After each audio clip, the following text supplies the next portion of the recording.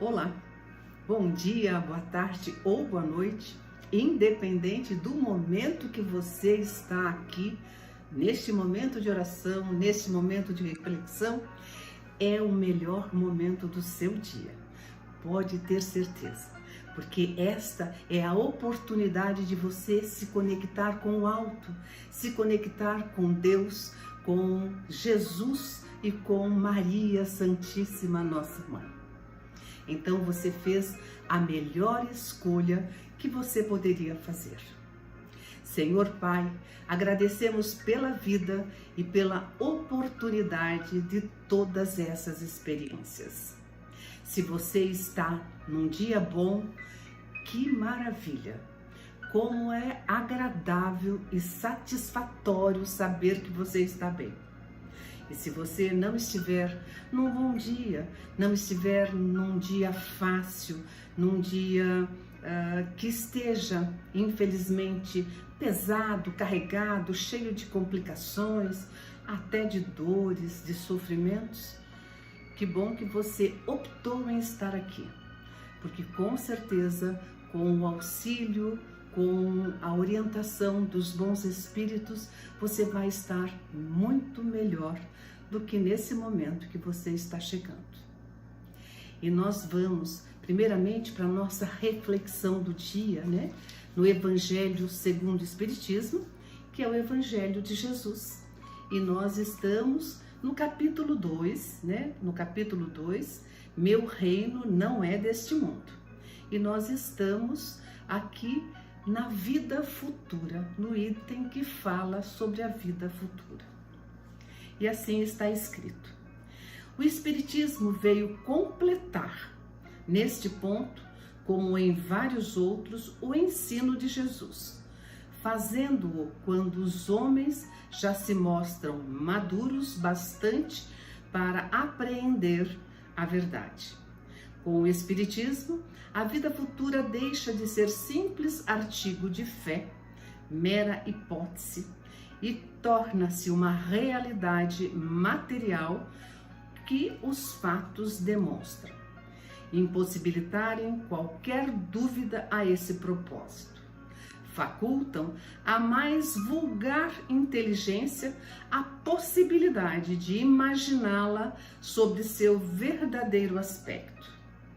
A descrição da vida futura é tão circunstanciadamente feita, são tão racionais as condições ditosas ou infortunadas, né?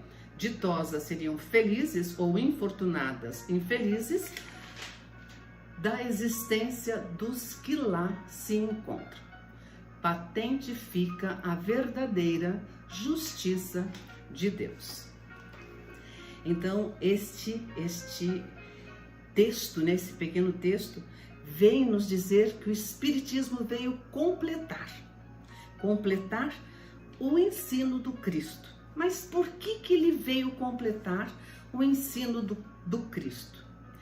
Se nós lembrarmos, ele veio completar o que Jesus nos falou, mas se a gente observar, o que Jesus nos falou foi pouco. Ele ficou entre nós somente 3 anos nos ensinando. E foi pouco porque, naquela época, o vocabulário era muito escasso, era pequeno demais, porque ele tinha limitação intelectual nos discípulos. Os nossos discípulos não eram cultos, não eram pessoas cultas, porque naquela época, os registros escritos, né, as pessoas que sabiam escrever também eram poucas pessoas. Poucos sabiam escrever. Tinha somente a cultura verbal, que eu já comentei aqui em outras reflexões, né? As pessoas ensinavam as crianças, os adolescentes, através da fala, através da cultura verbal, né? E também as ideias de Jesus eram revolucionárias demais para aquela época. Eram muito diferentes, tanto que nós estudamos até hoje, né? Então, muita coisa que ele falou, que Jesus nos falou, que Jesus nos orientou, foram perdidas por conta de poucas pessoas que sabiam escrever para registrar. Então o Espiritismo veio completar por conta dessas lacunas, né? Por conta desses problemas que eram enfrentados naquela época. E o Espiritismo nos ajuda a ter uma visão mais ampliada dos princípios de Jesus. Fica mais claro, né? O Espiritismo vem nos esclarecer, tornar fácil o que Jesus nos deixou. Então foram precisos, né, 18 séculos para o amadurecimento dos homens, para que Cristo enviasse Kardec para esse trabalho. Não é nada de novo, o Espiritismo não trouxe nada de novo, e somente, e tão somente, ele esclarece o que Cristo nos deixou. Ele explica de uma forma melhor, mais didática, mais simples, tudo que o Cristo realmente nos deixou. E quando a gente vê aqui, né, no Evangelho, né, quando Kardec escreve assim: a vida futura deixa de ser simples artigo de fé. Então, a vida futura não é mais um artigo de fé que está ligado somente à fé de cada um. Você constata, né, que é uma realidade material estudando o Espiritismo. Você constata que existe uma vida futura. E aqui também ele coloca, né, que facultam a mais vulgar inteligência a possibilidade de imaginá-la, né, imaginar a vida futura sob seu verdadeiro aspecto. E quando ele fala a mais vulgar inteligência, ele está falando assim que a pessoa, por mais simples que seja, se ela estudar Espiritismo, ela tem condições de entender que existe vida futura e que existe vida espiritual.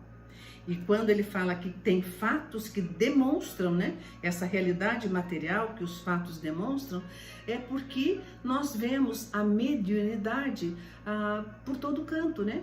Quantas páginas e páginas de livros, de escritos são psicografados, né?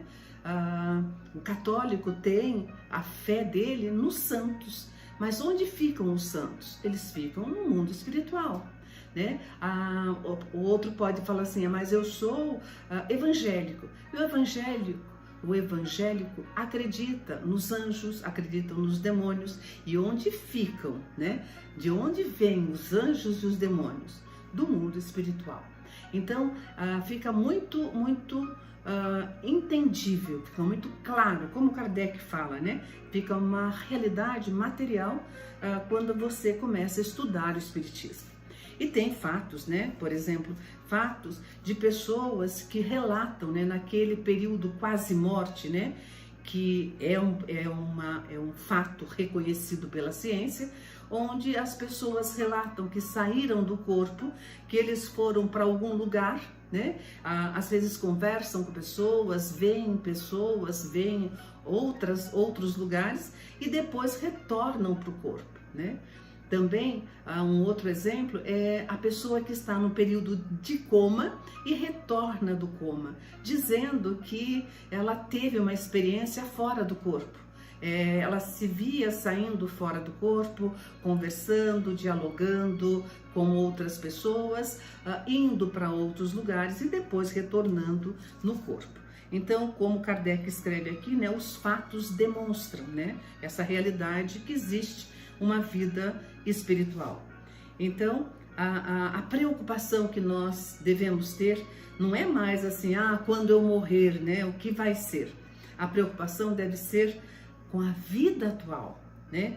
Porque a vida depois da morte será proporcional com a vida que você tem aqui, enquanto vive, né? Então, você tem que estar preocupado não com a sua morte, né? Tem que estar preocupada com a vida que você leva aqui, porque a vida espiritual vai ser proporcional àquela que você tem aqui, como Kardec diz, né, aqui, que são tão racionais as condições da vida futura, podem ser ditosas ou infortunadas, né? Felizes ou infelizes. Então, se você tem aqui uma vida boa, correta, honesta, né? Você vai lá ter também uma vida agradável, uma vida boa. Agora, se você aqui tem comportamentos inadequados, uma vida desequilibrada, com certeza você vai ter uma vida penosa lá. Então é isso que nós chamamos de justiça divina, que Kardec enquadra muito bem, né? Que é o patente fica a verdadeira justiça de Deus. Então, meu amigo, minha amiga, meu companheiro, minha companheira, não se preocupe com a morte, né? Não se preocupe com a morte, porque ela virá, né? É uma certeza que ela virá. Mas se preocupe em como você está vivendo, né? Porque quem vive bem, morre bem. Isso é certeza absoluta. Então, nós temos que compreender que a cada um segundo suas obras, conforme disse Jesus. E essa é uma verdadeira, né? Uma verdade importante para que nós venhamos ter como uma crença verdadeira na nossa vida. E nesse momento eu te convido para a nossa oração. Eu te convido a pensar em Deus, em Jesus, nosso irmão, e na nossa Mãe Maria Santíssima. Nesse momento, nós pedimos a eles que nos enviem os bons espíritos, que aqui fiquem para nos ouvir, para nos orientar, para nos acalentar pelas dores, pelos sofrimentos que aqui estamos passando nesse momento. Meu irmão, minha irmã, minha amiga, meu amigo, nesse momento abra seu coração, fale tudo o que está te afligindo, fale das suas dores, das suas angústias, dos seus sofrimentos. Eles estão te ouvindo, eles vão te orientar, eles vão te ajudar a buscar uma solução, com certeza, de acordo com o seu merecimento. E também aproveite esse momento de diálogo com os bons espíritos, na presença de Deus, de Jesus e de Maria, nossa mãe, e agradeça por tudo que você tem, por tudo que você conseguiu ser, por toda a transformação, por todas as mudanças íntimas, reformas necessárias que você já conseguiu fazer em si mesmo. E neste momento, nós agradecemos a presença dos companheiros espirituais, dos seres espirituais superiores, por esta oportunidade. Eu agradeço a sua presença, amigo, amiga, e desejo-lhe que o seu dia, que a sua tarde, que a sua noite sejam abençoadas. Você pode se programar, porque amanhã nós temos um encontro marcado. O nosso encontro é às 7h07 com a graça de Deus. Orar é a única maneira de estar sempre bem. E que o consolo do amor de Jesus te envolva e te sustente até o amanhecer. Um forte abraço e um beijo do meu coração para o seu coração.